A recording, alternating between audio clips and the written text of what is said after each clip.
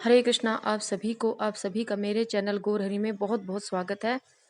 और देखिए, पितृपक्ष लगे हुए हैं और पितरों की असीम कृपा सब पर बनी रहे। क्योंकि अगर हमारे पितृ रुष्ट हो जाते हैं तो देखिए हमारे हमारे जो है बने बनाए काम भी बिगड़ जाते हैं। तो इसलिए पितरों को आप प्रसन्न रहना बहुत ही ज़रूरी है। और मैं तो कहती हूँ कि सबके जो पितृ देवता हैं सबको मोक्ष मिले, सब भगवान के धाम पर उनको जगह मिले, स्थान मिले, भगवान के चरणों में स्थान मिले। तो ऐसा कौन सा कार्य है जो हमें मतलब पितृ पक्ष में करना चाहिए, जिससे हमारे पितृ जो है बिल्कुल शांत रहते हैं और ठाकुर जी की कृपा हम पर और पितृ देवताओं पर बनी रहती है।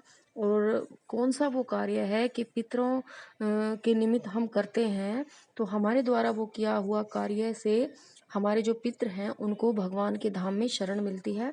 तो चलो बताती हूँ। तो आप बने रहिए मेरी पूरी वीडियो में। तो देखिए, पितृ पक्ष में हमें ठाकुर जी की सेवा कैसे करनी है। तो देखिए, हमें डेली जैसे हम ठाकुर जी की पूजा करते हैं उसी तरह से हमें पूजा करनी है। और जो हमारे ठाकुर जी का स्नान का जो जल होता है वो हमें पूरे घर में छिड़क देना है अच्छे से, जिससे कि हमारे घर में नेगेटिविटी हमारे घर से दूर हो जाए और हमारे घर का जो वातावरण बिल्कुल शुद्ध और धार्मिक बन जाए। और इसी तरह से हमें ठाकुर जी की सेवा अच्छे से करनी है पितृपक्ष में।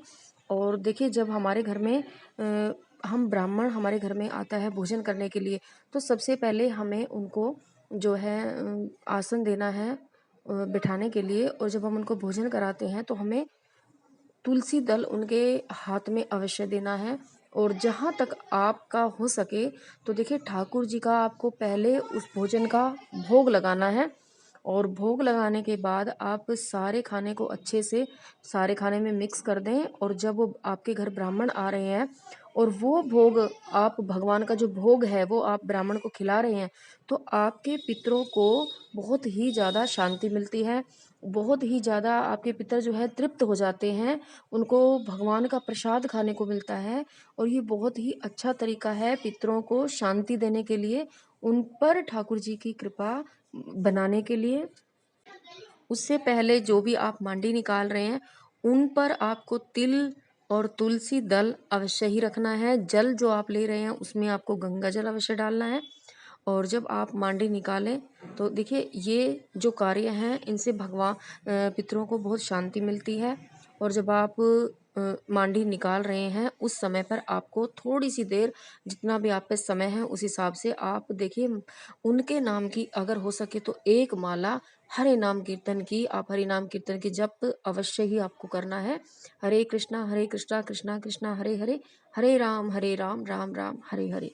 हो सके तो तुलसी की माला हाथ में लें और उससे आपको जप करना है।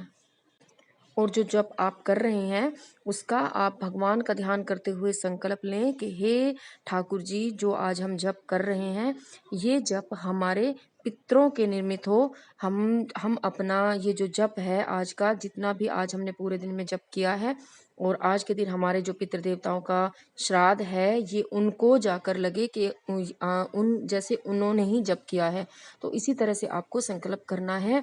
तो इससे आपके पितृ जो हैं बहुत शांत होंगे, ठाकुर जी के वैकुंठ धाम में उनको शरण मिलेगी और आप पर उनकी कृपा सदैव बनी रहेगी। और इसी तरह से देखिए, मैं हमेशा करती हूँ और ठाकुर जी की कृपा और पितरों की कृपा हमारे पे सदैव बनी ही रहती है।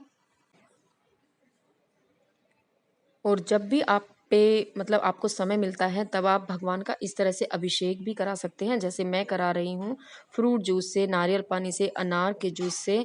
और इस तरह से आप अभिषेक करा सकते हैं। और जो अगर आप पितृ पक्ष में ये कराते हैं तो देखिए, इसका जो पुण्य है वो पितरों को ही मिलता है।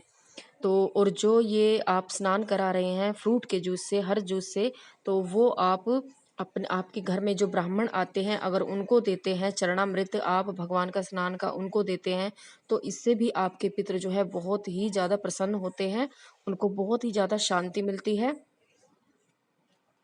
और हो सके तो आप जो श्राद्ध निकाल रहे हैं वो तुलसी की छाया में या आंवले वृक्ष के नीचे अगर करते हैं तो उससे भी बहुत ज़्यादा पितरों को शांति मिलती है।